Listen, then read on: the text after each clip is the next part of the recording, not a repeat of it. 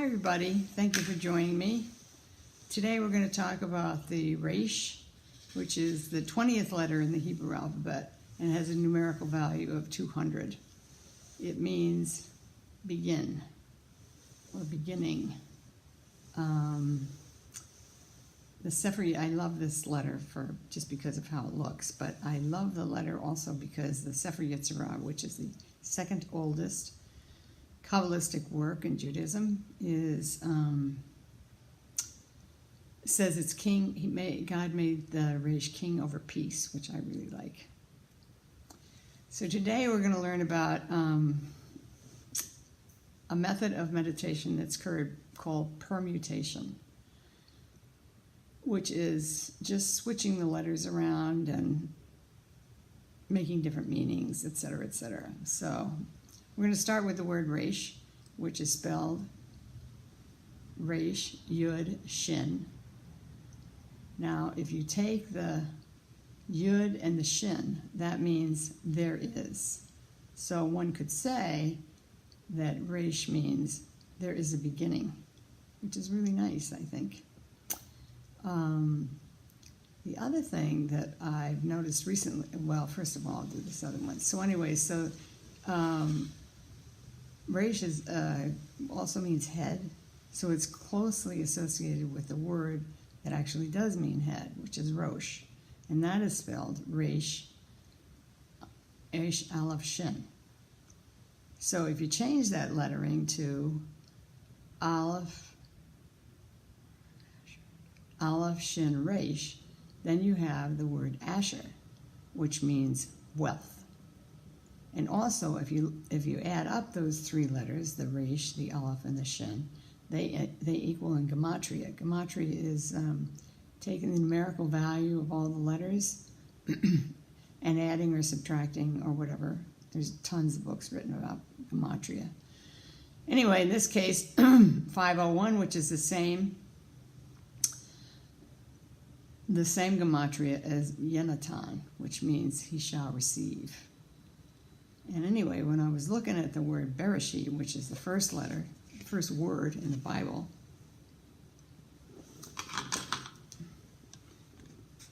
the Yud here is understood by the vowels. So this is the Beit.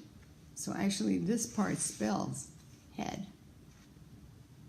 So it could say, so in my head, there is a mark or a sign, because that's what the Tav means. So anyway, I'm sure, the rabbis did this forever, because they didn't have TV or whatever, or Scrabble. And so they played with the letters, and so there are millions of these things, and those are just the ones I know about the RESH. So you can do that kind of a meditation and think about permutation if you know Hebrew. Or you can just relax.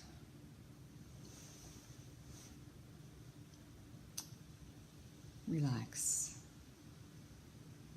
Take a deep breath. And let your shoulders go.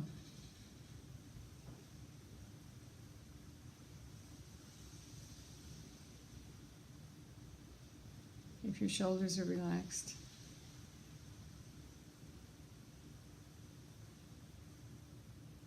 if your hands are on your lap, your shoulders can relax, because your lap is holding up your arms. And if your feet are on the floor, your hips and your pelvic zone can relax, because the floor is holding up and your knees can relax. So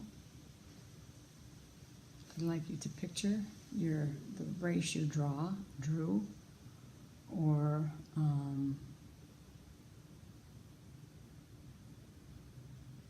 one of mine, or one from a book. Just picture it in your head. See what color it is.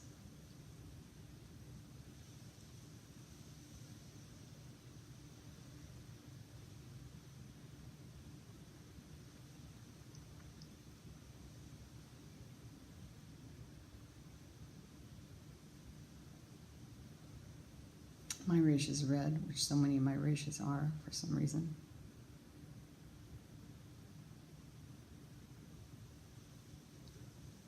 It's red on the outside and magenta on the inside. Well, that's a new one. And I don't think I mentioned before that you can just talk to the letter.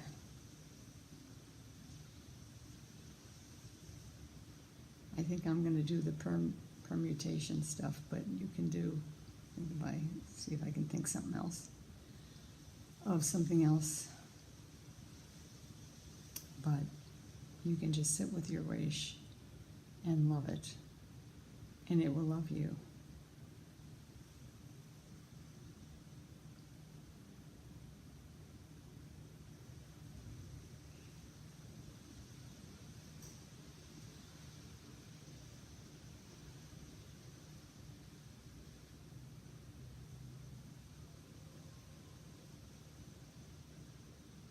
God, I love the letters. I just love the letters. They are so alive to me, and they talk to me. Anyway, it's time to come back, so if you could wiggle your feet. Well, you don't actually have to come back. You can just stay where you are. But I need to come back, because this is the end of the session.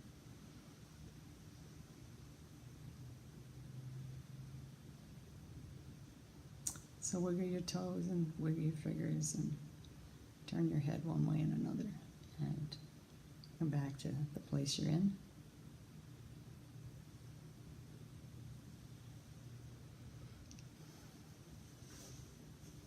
So anyway, I hope you enjoyed that meditation. I did.